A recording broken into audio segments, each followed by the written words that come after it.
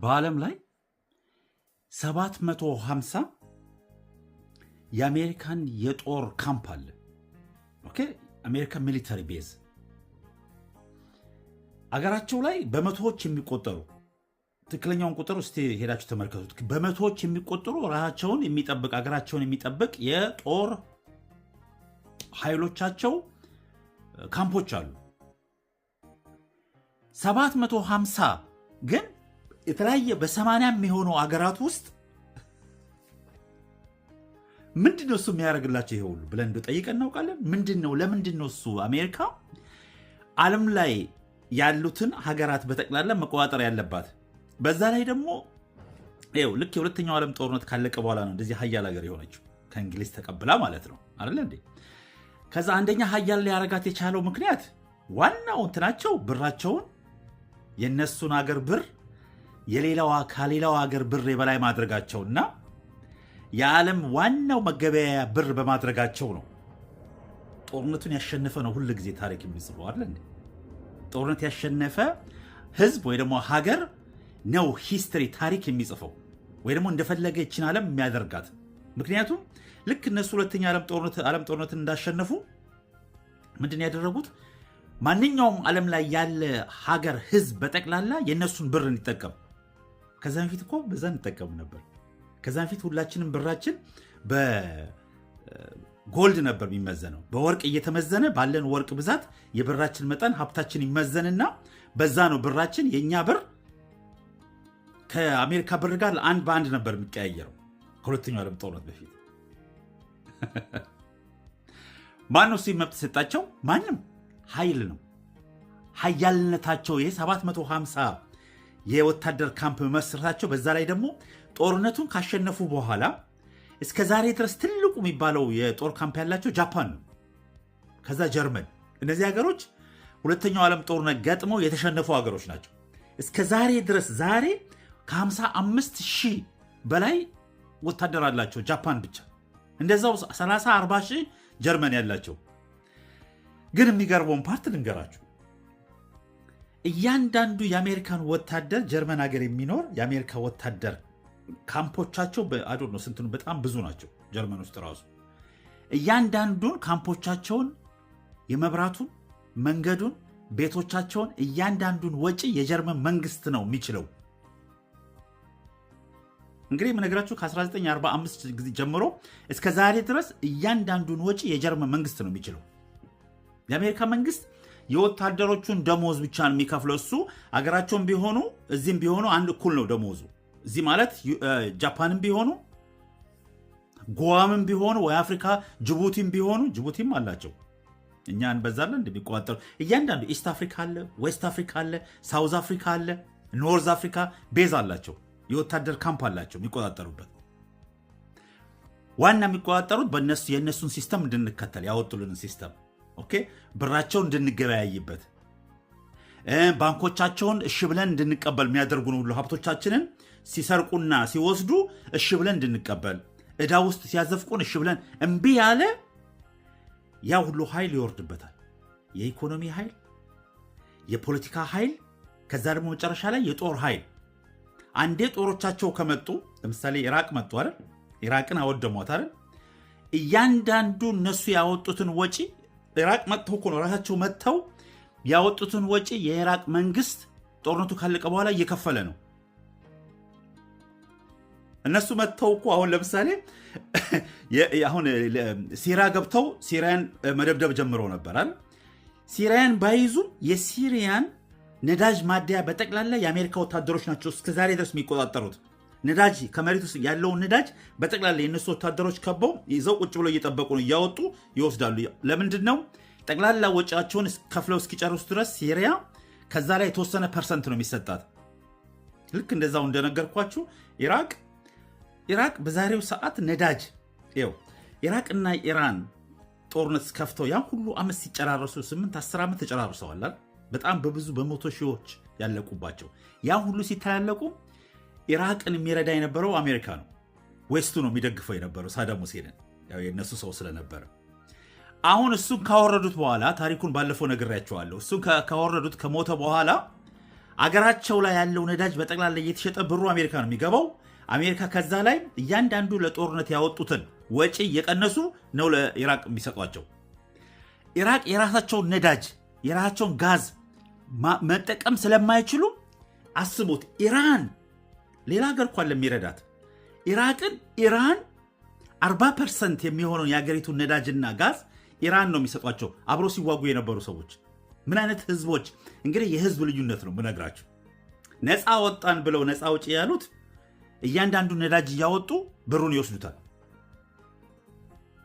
አብሮ ሲዋጋ የነበረው ህዝብ ግን ወደ 40-60% ከ40 እስከ 60% እርግጠኛ ያለውም 40-45% ሊሆን ይችላል ሺዓት የሚባል ሙስሊሞች ናቸው። የኢራን አይነት ዘሮች ናቸው። እና ያን ሁሉ ተጨራርሰው በዛሬው ዕለት ሄዳችሁ ተመልከቱ። 40% ከ40% በላይ የሚሆን የኢራቅን ነዳጅ እና ጋዝ የምትሰጠው ኢራን ነች። ሰታ ኢራቅ መክፈል ስለማትችል በጣም ብዙን በነፃ ነው የሚሰጧቸው፣ እንደ ድጎማ የሰጧቸውን የራሳቸውን ግን ነዳጅና እንትን የሚያወጡትን ጋዝ አሜሪካ ነች የምትሸጠው። የጦር ካምፕ አላቸው ኢራቅ ውስጥ። ያንን የጦር ካምፕ እስከ ዛሬ ድረስ ፋይናንስ የሚያደርገው የኢራቅ ነዳጅ ነው፣ የራሱ ሀገር ነዳጅ። ይሄ ነው የዌስተርኑ ሀያላን የሚባለው ሀገራት የሰጡን አይነት ፍልስፍና ወይ የምንከተለው አይነት። እኛም አድገን እንደ አሜሪካ ብንሆን ነው የምንመኘው አይደል እንዴ? እንጂ እንደ ሌላ አሁን እንደ ኢራን ወይ እንደ ሌላ እንደ ቻይና ልደግ የሚል ህዝብ የለም ዓለም ላይ። በጠቅላላ የምንሰማው እንደ አሜሪካ አድጎ እንደ አሜሪካ ሲቪላይዝድ ሆነው እንደ ዌስቱ ሲቪላይዝድ ሆነው ተብለን ነው። ይሲ ምን ብለው እንዳሳመኑን እንደው ፖዝ አድርገን ብናስብ ምን ብለው መሰላቸው ያሳመኑን? ሶሻሊዝም በጣም መጥፎ እንደሆነ እና ካፒታሊዝም የመጨረሻ የሰውን ልጅ ድሃ አድርጎ በጣም ትንሽ ሰዎችን ብቻ ሀብታም የሚያደርግ ሲስተም በጣም ጥሩ እንደሆነ ብለው አሳምነውናል። ይህ ሶሻሊዝም ማለት በትክክለኛው እስቲ እንደው አስቡ ምን ማለት እንደሆነ። ሶሻሊዝም ማለት አንድ ህዝብ ለአንድ ህዝብ ለራሱ ህዝብ ሲያስብ ወይ ደግሞ ያለውን ንብረት ሲካፈል ማለት ነው። እንደው ቢሳካ ነው። ኦኬ ሲስተሙ የሚለው ያለንን ሀብት ያለንን የሀገራችንን ሪሶርስ የዓለምን ሪሶርስ መካፈል፣ እርስ በርሳችን መረዳዳት፣ ሀብት በተወሰነ ህዝብ ብቻ ወይ ደግሞ በተወሰነ ሰው ስር ብቻ እንዳጠራቀም የሚያደርግ ሲስተም ማለት ነው ሶሻሊዝም አይደል እንዴ? እስቲ ዲፊኒሽኑን ተመልከቱት ሂዱና። ግን ምን አድርገውታል? ከሶሻሊዝም ማለት በጣም መጥፎ እንደሆነ ልክ እንደ ሶቪየት ዩኒየን ወይ ደግሞ እንደ ኮሚኒስት ስርዓት በጣም መጥፎ እንደሆነ የሰውን ልጅ ለመጥፎ ነገር የሚዳርግ እንደሆነ አድርገው ነው የነገሩን። እና ካፒታሊዝም አሁንማ እኮ አሁን ምንም አይነት ነገር መጠየቅ አይቻልም።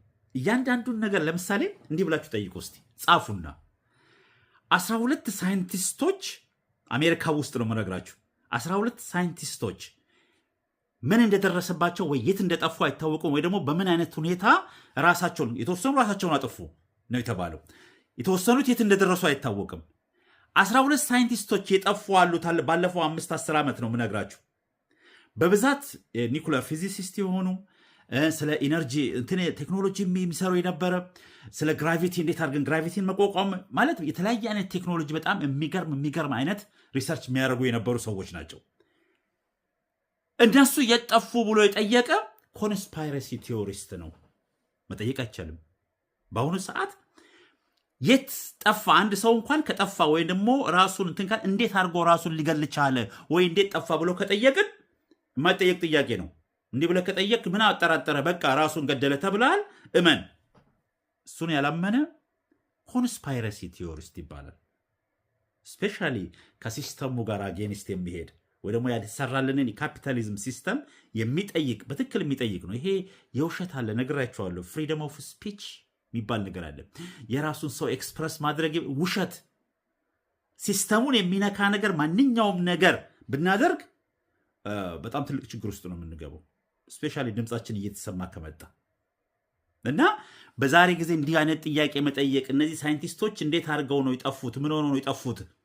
ወይም ደግሞ ራሳቸውን እንዴት ሊገሉ ይችላል? እኔ ራሴን አንደኛው ኤሚ የምትባለው ሳይንቲስት ኦኬ ስለ ግራቪቲ ቴክኖሎጂ የምታጠና የነበረች እኔ ራሴን ልገል አልችልም። ምክንያቱም በጣም በቃ እንትን ሆና ነበረ፣ ይከታተሏት ነበር። ብዙ አይነት ቤቷ ይሰበር ነበር። ኢንተርኔቷን ብሎክ ስላረገች ምንም አይነት ኮኔክሽን አታረግም ነበር እና እኔ ራሴን ልገል በምንም ተአምር ራሴን አልገልም ብላ እየተናገረች ራሷን ገደለች፣ ገላ ተገኘች ተባለ። እንዴት እንደዛ ሊሆን? ለምንድን ነው?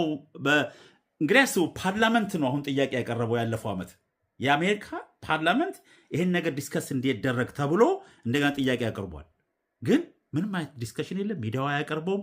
ምን ደርሶ ኢንቨስቲጌት አይደረግም። ይሄ ኮንስፓይሬሲ ቲዎሪ ነው። ኮንስፓይሬሲ ደግሞ ካፒታሊዝም አይወደውም። ካፒታሊዝም ፍሪ ማርኬት ኢኮኖሚ ብቻ የሚወደው እንዴት አድርጎ ህዝቡን ድሃ እንደሚያደርግ ነው ማውራት የሚፈልገው። እንዴት አድርጎ ሀብት ማካበት እና ሀብት በሀብት ላይ እንዲሰራ ወይ ደግሞ ፕሮፊት ትርፍ ብቻ ማካበት ማለት ነው። ሌላውን ጠቅላላ ድሃ እያደረገ ህዝቡን ድሃ እያደረገ ማጆሪቲውን ድሃ የሚያደርግ ሲስተም ነው። እናውቀዋለን እኮ። ግን ሶሻሊዝም በጣም መጥፎ ነው። ሶሻሊዝም እንዴት ሀብት ማካፈል በጣም መጥፎ ነገር ነው። ያን ነው እዚህ ውስጥ ያስገቡልንና ጉላክ